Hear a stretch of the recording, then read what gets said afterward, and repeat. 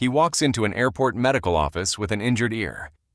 12 minutes later, he's sprinting through the terminal, past security, over a fence.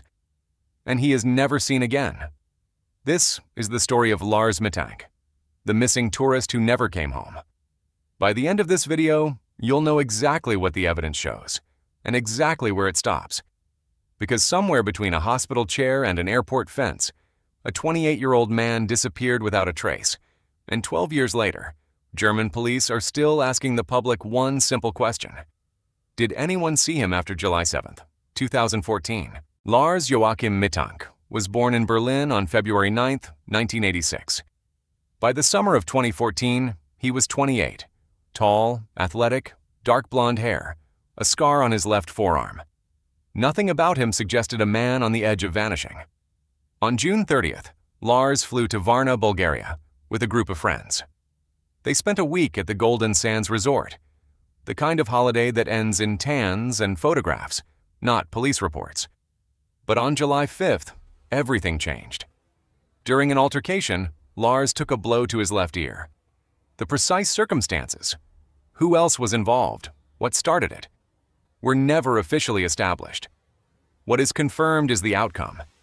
His hearing in that ear was substantially reduced, and the injury became the single event that reshaped every day that followed. He sought medical help twice. First, a doctor examined him and gave clear advice. He should not fly. Then, on July 7th, he went to a hospital. But according to official records, he wasn't treated further there. 2 medical visits and still no resolution. So his friends made the only decision that made sense. They boarded their flight home on July 7th, as planned. Lars stayed behind, alone in a foreign country, nursing an injury no one could fully explain, in a city where he now had no travel companions and no clear next step. That night, he checked into Hotel Color in Varna. And that night, according to the people closest to him, something in him had already started to unravel. Through the night of July 7th, and into the early hours of the 8th, Lars stayed in near-continuous phone contact with his mother, Sandra. This isn't rumor.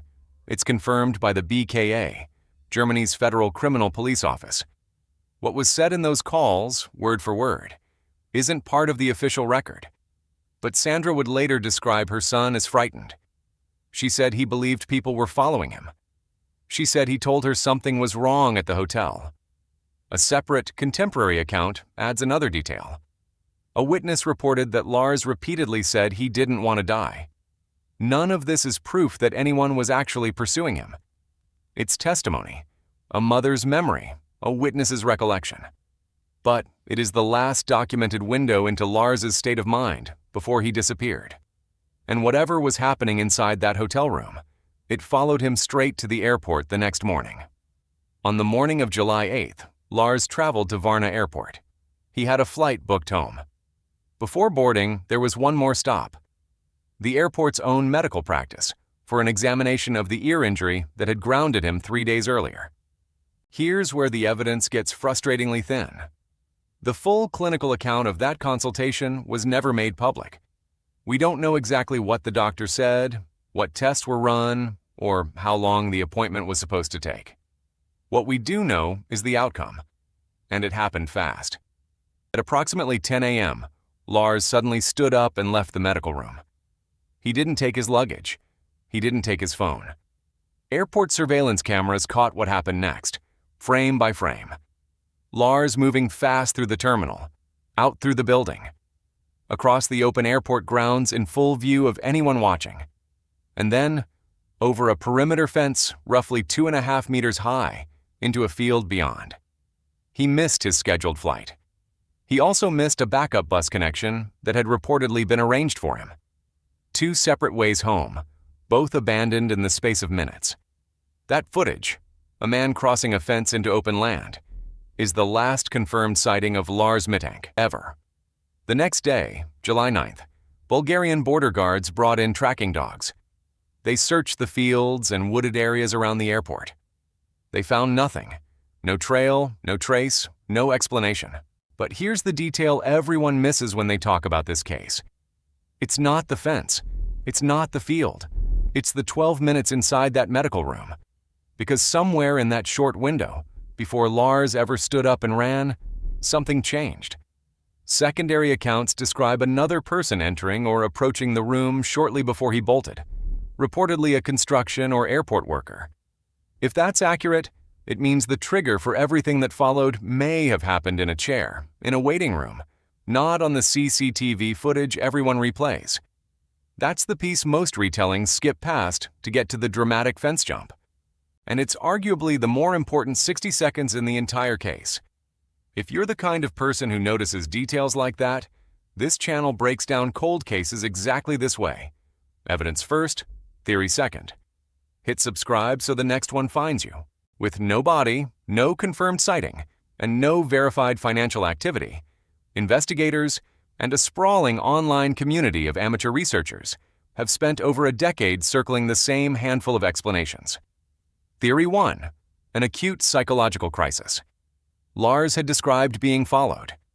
He fled without his belongings, without his phone, without a plan. But no clinical diagnosis has ever been published. There's no way to know from the public record whether that fear was delusion or a rational response to a genuine threat. Theory 2 involves medication. Online discussion has centered heavily on the antibiotic Cefprozil, sometimes referenced by the brand name Cefzil, and its documented but rare neuropsychiatric side effects. It's a plausible thread, and it's become one of the most repeated explanations across YouTube and forums. But there is no public confirmation that Lars was ever prescribed it, let alone that he took it. Theory 3 centers on that worker who reportedly entered the medical room.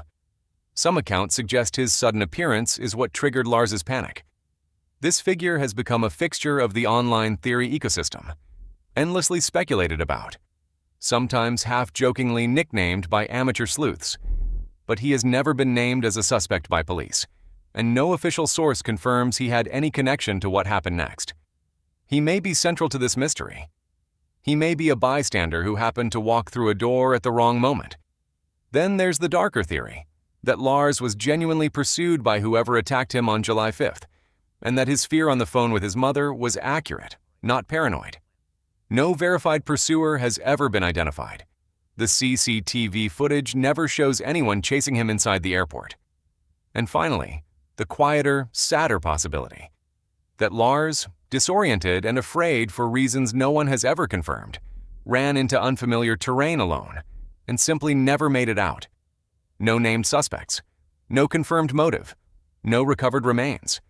Just a fence, a field, and a fear that no one has ever been able to verify or disprove. Here's what nobody has ever answered. What exactly happened during that altercation on July 5th? And who else was involved? What did the airport doctor actually observe in that final consultation?